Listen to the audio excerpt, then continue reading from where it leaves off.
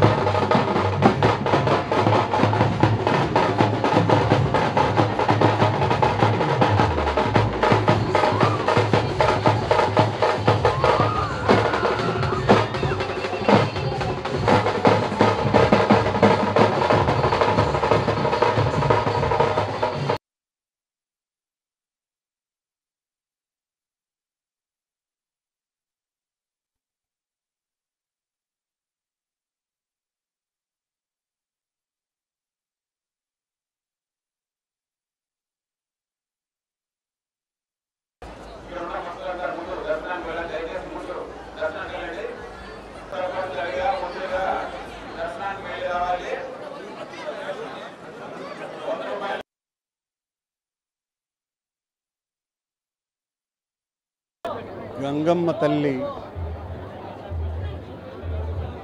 దేవాలయం పునర్నిర్మాణం చేపట్టిన తరువాత గత 3 సంవత్సరాలుగా గంగమ్మ గుడి జాతరను అంగరంగ